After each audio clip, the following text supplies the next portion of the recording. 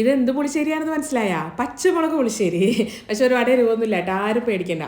അപ്പോൾ അത് ഉണ്ടാക്കാൻ വേണ്ടിയിട്ട് എന്തായാലും മൺചട്ടി വേണം. അപ്പോൾ അതിൻ്റെ അകത്തേക്ക് കുറച്ച് വെളിച്ചെണ്ണ ചൂടായി കൊടുക്കുക.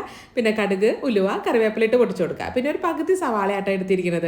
അതും ജസ്റ്റ് ഒന്നാണ് വഴറ്റി കൊടുക്കുക. ചതച്ച് വെച്ചിരിക്കുന്ന 2 അല്ലി വെളുത്തുള്ളി ചേർത്ത് പിന്നെ മിക്സ് ചെയ്ത് കൊടുക്കുക. ഇനി ഇതിൻ്റെ അകത്തേക്ക് ഉണ്ടല്ലോ പച്ചമുളക് ചേർത്ത് കൊടുക്കണം. ഞാൻ ഒരുപാട് എരിവില്ലാത്ത പച്ചമുളകാട്ടോ എടുത്തിരിക്കുന്നത്. ആ മുളക് ഉണ്ടല്ലോ ഈ വീഡിയോയിൽ കാണുന്ന പോലെ നമ്മൾ ജസ്റ്റ് ഇങ്ങനെ വരഞ്ഞു കൊടുക്കണം. ഡയറക്റ്റ് ഇട്ടാൽ ഇത് ടപ്പേ എന്ന് പറഞ്ഞിട്ട് പൊട്ടിത്തെറിക്കും.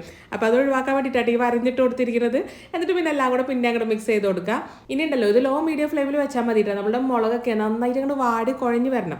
അതിന് ശേഷം വേണം ഇതിൻ്റെ അകത്തേക്ക് ഒരു 1/4 ടീസ്പൂണോളം കായത്തിൻ്റെ പൊടിയും ആവശ്യത്തിനുള്ള ഉപ്പും ഒരു 3/4 ടീസ്പൂണോളം മഞ്ഞൾപ്പൊടി കൂടെ ചേർക്കണം. പിന്നെ നന്നായിട്ട് അങ്ങോട്ട് മിക്സ് ചെയ്ത് കൊടുക്കുക. ഇനി തീ അങ്ങോട്ട് ഓഫ് ചെയ്യാം കേട്ടോ. ഇനി ഉണ്ടല്ലോ ഇതിൻ്റെ ചൂടൊക്കെ നന്നായിട്ട് ആറട്ടെ. ആ സമയം കൊണ്ടേ നമുക്ക് തൈര് കലക്കി എടുക്കണം. പ്രത്യേകിച്ചൊന്നുമില്ല, ഒരു കപ്പ് തൈര് എടുക്കുക, അത് നന്നായിട്ട് അങ്ങോട്ട് ബീറ്റ് ചെയ്ത് കൊടുക്കുക. നേരെ നമ്മുടെ ഈ ഒരു മുളകിലോട്ട് ഒഴിച്ചു കൊടുക്കുക.